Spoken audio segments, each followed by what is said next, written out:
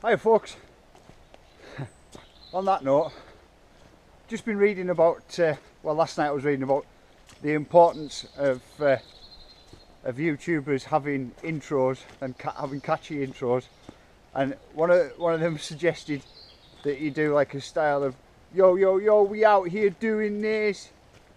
No, hiya folks is good enough and suits me a lot better.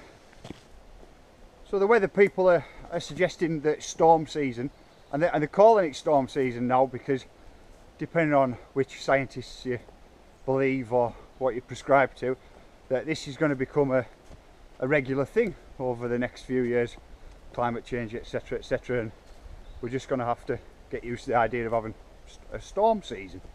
Anyway, that appears to be over now, for at least until sort of autumn time, and well, anybody who lives around here, or even in the northwest, we had 10 days of rain, consecutive days of rain. In that we had 6 thunderstorms, and frankly it's kicked my ass. When I say kick my ass, I suppose what do I mean by that? Well, the idea of opening in June was that you would have thought that we should just be dealing with some relatively decent weather, not bad weather. So the idea of having to worry about the entrance road and the car park should have been put off till kind of mid-September, I suppose, the onset of autumn. So that it's been the other way around. That has been something that's had to be constantly maintained and kept on top of, just obviously because of the sheer amount of water that's been put down. Now, on Friday, I think, past few days have been a little bit blurry, so Friday I worked Friday all through Friday night. I put the generator and the lights on and worked straight through there. Then had to shut this Saturday because it was so wet. Worked all day Saturday to be open for Sunday, which was supposed to be dry but ended up being wet. And just kind of constantly on maintenance the whole time. Now, there's two things in that. Right, one, being involved in maintenance the whole time takes you away from building, which is actually what I want to be doing. And it's a lot of hours, a lot of man hours. You know, I'm one person on my own, and you know, there isn't a team up here, so it's got to be done over the hours. Now, I've been doing I suppose like average of 15 hours a day for the past 15 months, and anybody with a bit of sense probably would have seen this coming. But on Saturday I had, let's call it an unplanned sleep. So I'm swinging the mattock basically, and leant back. I was starting to feel a bit tired, but it'd been a long night. But probably by that time I'd been up for 24 hours, working for 24 hours, and so I'm swinging the mattock. Probably not the greatest idea. And I took one swing, and about 15 minutes later woke up next to the mattock. Now, I've got to be honest with you, that did scare the pants off us. I just kind of lost 15 minutes, obviously passed out. I haven't been to the quacks about it, because essentially what's the quack going to say? He's going to say, well, don't work like that, it's not a great idea. I already know that, so don't really need somebody to tell me, but it was a bit of a wake-up call, and I do need to change the way I do things. In saying that though, I have come up with a, oh bloody hell, I don't know if this is going to show up on the camera, but it's worth having a look at. It's starting to look a bit nicer in the weather. I don't know if you can see behind it. Landscapes never really show up on GoPro, but anyway, to avoid more unplanned sleeps, because it's scary as hell, and it makes your wife very nervous, I've got a solution. I've come up with a solution now for to just do like a one fix for road and car park, so I'm not constantly there as I say, with the hours of just doing it all the time and having to keep on top of it all the time during stormy seasons, and B, because doing that drags me away from being on here, which is what I really want to be concentrating on. So there is a solution for that. Surprisingly enough, or I say surprisingly enough, it's something that I should have known about, because the solution is something that I used to live with all the time. When my dad was doing his old job, basically my dad's been self-employed as well all his life, so he used to have to load up 20-foot containers on a sloped ramp, and obviously they were brought in by Arctics, and he had to have a system in place for being able to back them in. Obviously they came in light, loaded them up, they had to be able to get back out again. And you know, it's daft to have grown up and lived there through all of that, and that being my front yard, and to not realise that, well, just do the same thing. So there is a plan in place for sorting that out, a once and for all sort. I don't have to mess about with it anymore, so could do with a couple, no sorry, could do with ideally 4 dry days on the trot to get that happening and make it go on. We're just coming for a walk down GAP now. But it's there. There is no kind of, oh, I need to think about how I'm going to make that work. I know how to make it work. So that's going to be a big help. Can get back onto building again. Well, get back onto building again and stop getting myself into situations where I have these unplanned sleeps. Just before I get down here a bit and start the public service part of this, check it out. Ruts starting to form, ruts in the forest. What a beautiful sight. Hopefully those babies will get deeper in and I'll find some more of them on the way down, but it's just a sight for sore eyes.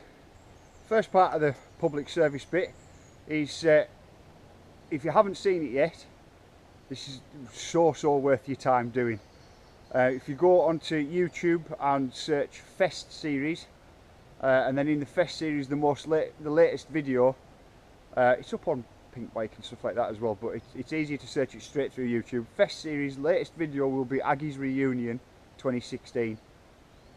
It's amazing. It's a brilliant piece of mountain biking footage that is really worth your time watching.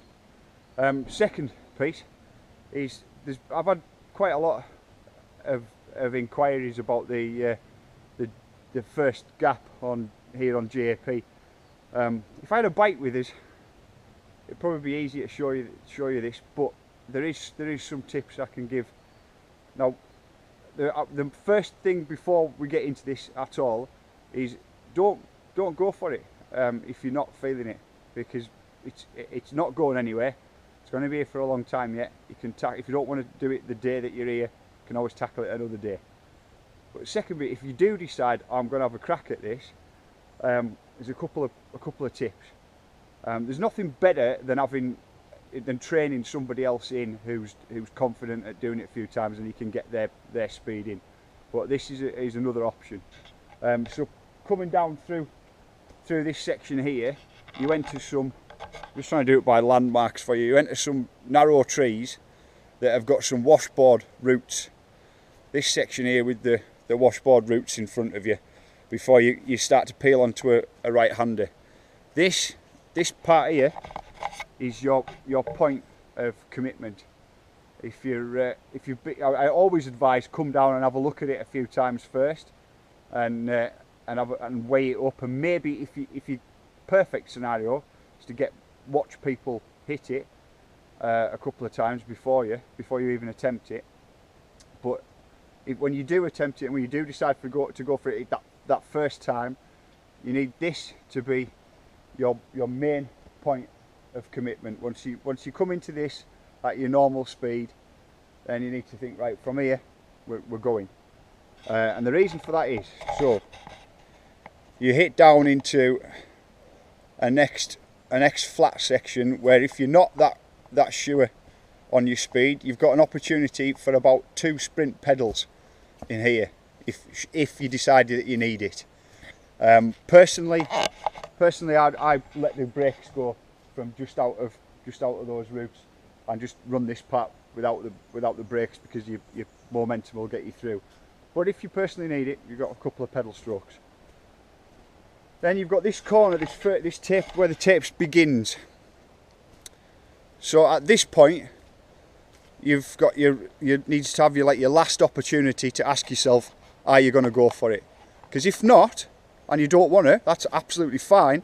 That's when you'll be pulling off to the left here and taking, there's like a lumpy bumpy route around to get round that bends you round, misses this out and gets you back on track. Now, another piece of advice is do this purposely for a couple of times. Get yourself that section in dialed and comfy, and so that you're happy with it. And for the first couple of runs, purposely pull off to your left. You know, just you're eyeballing it up and weighing it up. But if you get to this point and you haven't gone left, you really need full commitment here and be fully going for it. The reason that I say this is we had somebody on Sunday back wheel case and was then spat and over the bars and scorpioned and whatever. Back wheel casing, front wheel casing is hideous, but back wheel casing is equally as nasty, because it will bounce that bike back up over you and over the top of your head, and you really just, you don't want that happening. So to avoid it, you've got 12 feet that you need to clear.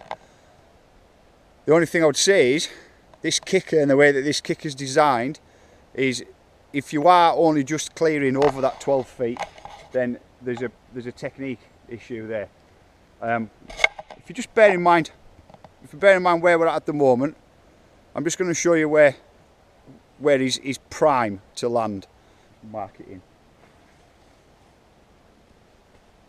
Put a bit of an X. Put a bit of an X in it.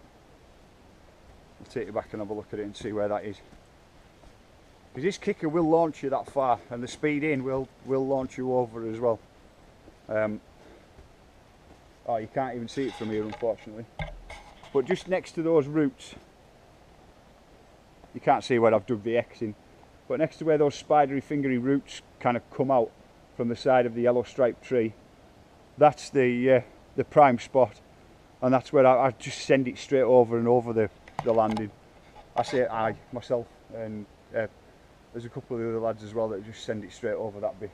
And this kick will get you up and over there, no problems. You're not hooking, you're just riding it and letting it happen underneath you. But the main thing would be take the route out, take the exit round, and do that a couple of times before you've even attempted that. To be tempted to run in, come down and have a look at it, watch a couple of people jump it. Just, I don't want people to feel pressured into, like, peer pressured. I've got to go on, you've got to do the gap. No, you don't. You don't have to do it at all. It's here, it's available. That doesn't mean that you have to. Before I set to all my jobs over there, I've brought you down here because it's an area that I've been thinking about a lot recently. On the basis of the ideal way for trail building, or my preferred way for trail building, is utilising the lay of the land as nature has already put it out for you. So we're over here at the moment, and I'm hoping that small details like this will show up on GoPro, but if you can see where the batten is up against the tree for the platform drop, just further over there you can see should be able to see the log kicker that goes out to the hip at the bottom of gap. So the next track over will be the one with the platform drop, and then we've got this area here. Now I'm going to have to describe this to you because I'm not sure it'll show up, but it's on a slope. There's the wide kind of natural opening space area, and you can see that the ferns are growing up the middle of it. I don't know if you can see in the background there if I hold you up, but I've put that white fert bottle up in between two trees, and the reason I've done that will become apparent in a minute. But this, onto a slope here, this natural area, screams out for a landing. Now the reason I say it screams out for a landing, and the reason I've put this old fert bottle or whatever it is here, is because there's two sort of goalpost trees here that are primed for being built up against, and build up and up and up and get a real good kick at. There's a good run into this as well. Stand back a bit as well, give you a look in. There's a real good run into this area, a nice, and also like almost a straight down run in as well. Plenty of run into it. I've put a couple of yellow lines, I'll take you back down and show you. I've put a couple of yellow lines on the tree, on two trees, to see about the height that I could come up to. I think I could come up to with a nice, good, easy tranny on it. I don't know if you can see the yellow marks there. But take out these two little spindly things here and then shoot out straight into there. And I've put a cheeky measure on this landing area. Hold you up a little bit. Put a cheeky measure on that landing area, and there's almost 28 metres, almost 30 metres of landing. So you can really hit this. We have an opportunity here to put something in that can be hit at speed and boost, just boost, let it go, knowing that you've got absolutely acres of landing. Obviously, if you're going to really chuck something hard and fast, knowing that you've got plenty of room to put it down is half the battle to achieving a big one like this. But yeah, I don't really think that it needs to be a gap. I don't think there needs to be like a raised landing area that you're trying to hit. Just a big boost out and down that can be taken at some speed. So that's been on my mind for the past couple of days as well, and making that into the track that's next door to the one with the platforms on, which in turn, I don't know if you can see, in turn is next door to where the hip kicker is at the bottom of GAP. I'm going to end today's vlog here. I need to crack on and get done what I need to be done for being open on tomorrow night's, Wednesday night's evening session. We'll get that running again. I want to keep that going as long as I can, well, as long as the light will allow me, because it just seems to be a good opportunity for people to blow off steam during the week. It's going down well, people are enjoying it, so no reason not to keep it going. Anyway, that means that I need to concentrate on getting ready for that and being ready for that. So we'll close out this vlog. Thanks very much for your time, and see you soon.